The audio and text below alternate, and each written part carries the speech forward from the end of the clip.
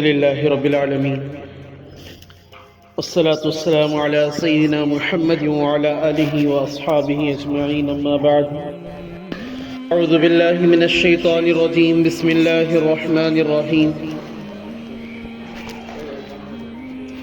وإذ أخذنا ميثاق بني إسرائيل لا تعبدون إلا الله وبالوالدين إحسانا وذي القربى واليتامى والمساكين وقولوا للناس حسنا وأقيموا الصلاة وآتوا الزكاة ثم توليتم إلا قليلا منكم وأنتم معرضون إلى هذه الآية أولئك الذين اشتروا الحياة الدنيا بالآخرة فلا يخفف عنهم العذاب ولا هم ينصرون آمنت بالله صدق الله مولانا العظيم وصدق رسوله النبي الكريم ونحن على ذلك لمن الشاهدين والشاكرين والحمد لله رب العالمين.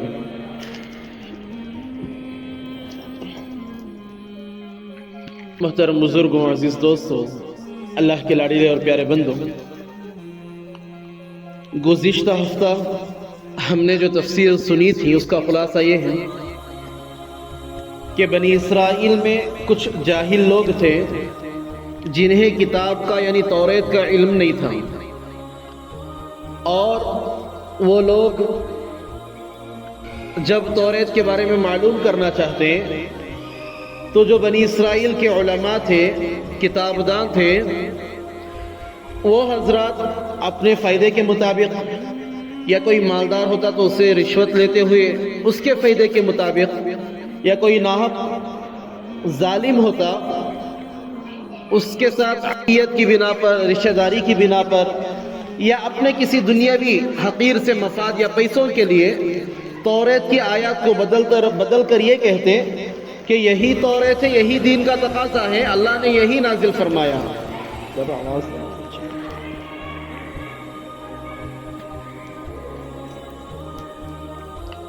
اللہ رب العزت نے یہی نازل فرمایا ہے. تو اللہ رب العزت نے وہ جو توریت کی آیتوں کو بدل کر لکھتے تھے، توریت کی آیتوں کی جگہ اپنی آیتیں بنا دیتے تھے، اللہ نے فرمایا کہ ان کے لیے ہلاکت ہے اس کے سبب کہ انہوں نے توریت کی آیتوں کو بدل کر اپنی جانب سے لکھا، اور ان کے لیے ہلاکت ہے اس کمائی کی وجہ سے جو انہوں نے کمایا ہے آیتوں کو بدل کر، آیتوں کو بیچ کر.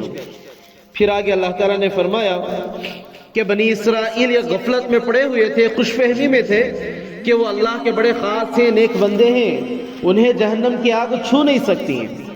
مگر اللہ تعالیٰ نے فرما دیا کہ ایسی بات نہیں ہے، جو کوئی بھی برا کام کرے گا اور برائیاں اس کی اتنی بڑھ جائیں گی کہ نیکی کا کوئی راستہ ہی اس کے پاس باقی نہیں رہے گا، تو ایسا شخص جہنمی ہے اور وہ اس میں ہمیشہ رہے گا. اور پھر اللہ نے آگے فرمایا کہ جو نیک کام کرے گا، ایمان لائے گا، نیک کام کرے گا، وہ شخص جنتی ہے اور وہ اس میں ہمیشہ ہمیشہ رہے گا. یہ قاعدے کلیہ اللہ تعالیٰ نے سمجھا دیا. بنی اسرائیل کے لیے اللہ تعالیٰ نے فرمایا ہے، مگر اس امت کے لیے بھی اللہ تعالیٰ نے گویا ایک قانون بنایا ہے کہ نیک کام کرو تو جنت ہے، اگر برے کام کرو گے تو اس کی سزا ضرور مل کر رہے گی. آگے اللہ تعالیٰ فرماتے ہیں، جو آیتیں آج تلاوت کی گئی ہیں اس کے اندر اللہ رب العزت نے بنی اسرائیل سے کچھ عہد لیے تھے، کچھ قراریں لی تھیں، وعدے لیے تھے اللہ تعالیٰ نے.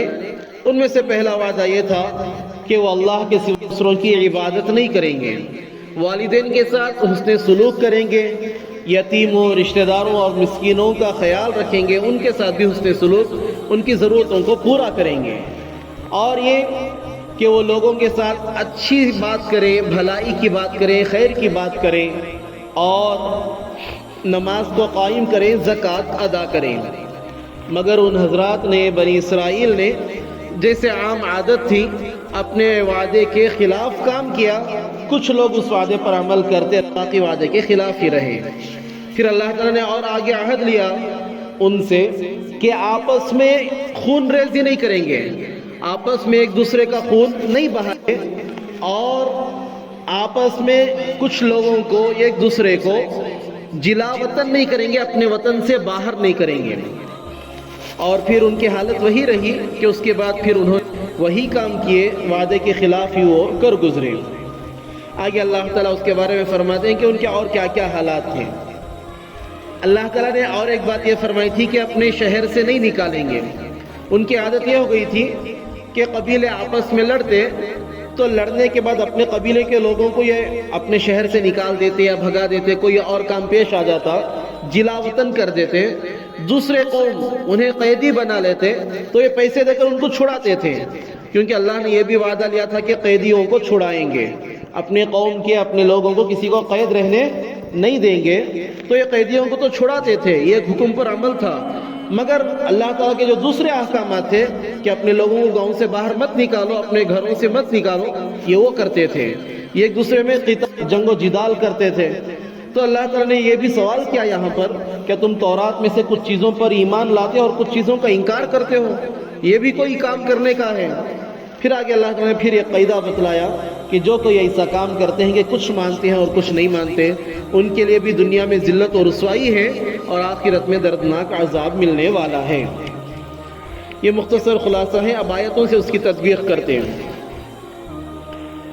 اللہ تعالیٰ فرماتے ہیں وَإِذْ أَخَذْنَا مِيثَاقَ بَنِي إِسْرَائِيلَ, یاد کرو اس وقت کو جب کہ ہم نے بنی اسرائیل سے عہد و پیمان لیا, وعدہ لیا تھا اللہ تعبدوا الا اللہ, کہ وہ اللہ کے سوا کسی کی عبادت نہیں کریں گے. وَبِالْوَالِدَيْنِ إِحْسَانًا, اور والدین کے ساتھ حسن سلوک کریں گے. کچھ چیزیں پہلی قوموں میں اور اس امت میں عام ہیں, برابر ہیں, اس میں کوئی تبدیلی نہیں ہے. جیسے نیک کام کرنا, اس امت کے لیے بھی وہی حکم دیا گیا اور پہلی امتوں کے لیے بھی وہی حکم تھا کہ وہ بھی نیک کام کریں. اور ایسے ہی والدین کے ساتھ حسن سلوک کرنا, صرف ایک اللہ کی عبادت کرنا, مشرک یا کافر بننے سے اپنے آپ کو روکنا بچانا. لہذا پہلا ہی عہد و پیمان جو اللہ رب العزت نے لیا تھا بنی اسرائیل سے, اپنے نبی کے ذریعے سے, اپنی کتاب کے ذریعے سے. یہ ایک بات سمجھ لیں کہ جب بھی کوئی شخص مسلمان ہوتا ہے, کلمہ پڑھتا ہے, ایمان میں داخل ہوتا ہے, جیسے ہی وہ ایمان میں داخل ہوا گویا کہ وہ اللہ کے ساتھ عہد کرتا ہے, وعدہ کرتا ہے کہ میں تیرا کلمہ پڑھ کر, اسلام میں داخل ہو کر, اللہ کو اللہ مان کر, ایک واحد خدا مان کر اس کے تمام احکامات کو قبول کرتا ہوں. کوئی صرف یہ کہے کہ میں اللہ کو تو مانوں گا, نمازیں نہیں پڑھوں گا, میں اللہ کو تو مانوں گا مگر شراب تو میری جاری رہے گی, میں اللہ کو تو اللہ مانتا ہوں مگر میں دوسروں کی بھی عبادتیں کروں گا, ایسا نہیں ہو سکتا. جیسے ہی ایمان میں داخل ہوا گویا کہ یہ وعدہ ہے اللہ کے ساتھ, یہ عہد ہے اللہ کے ساتھ کہ اب تیرے احکامات ہم مانیں گے. تجھے معبود مان لیا تو تیرے احکامات بھی ہم قبول کرتے ہیں. بندہ گویا کہ بزبان وعدہ کرتا ہے, یہ بات سمجھ لینی چاہیے. لہذا بنی اسرائیل بھی جب ایمان لائے اپنے نبی پر تو گویا کہ انہوں نے بھی وعدہ کیا تھا کہ یا اللہ ہم تیری ہی عبادت کریں گے. تو اللہ تعالیٰ کا پہلا عہد و میثاق تھا. پھر دوسری چیز جو اللہ تعالیٰ نے فرمائی وہ تھی والدین کے ساتھ حسن سلوک کرنا. یہاں پر دیکھیں, بات غور کرنے کی یہ ہے, اللہ تعالیٰ نے پہلی چیز جو بتائی وہ یہ ہے کہ اللہ کی عبادت کریں, اللہ کے ساتھ کسی کو شریک نہ کریں. اس کے بعد بڑے بڑے اعمال تھے, نماز اللہ تعالیٰ بول سکتے تھے, حج بول سکتے, روزہ بول سکتے, زکوٰۃ بول سکتے, دوسرے بڑے نیک اعمال تھے. مگر اللہ تعالیٰ نے والدین کے ساتھ حسن سلوک کرنے کو, والدین کے ساتھ اچھا برتاؤ کرنے کو اللہ تعالیٰ نے اپنی عبادت کے ساتھ جوڑ رکھا ہے. اس کا بہت بڑا درجہ, والدین کی اطاعت کرنا, ان کی فرما برداری کرنا, ان کی خدمت کرنا, ان کے سامنے تواضع سے پیش آنا, ان کے سامنے بد کلامی نہ کرنا, ان کے سامنے اپنی زبان کو نہ نکالنا.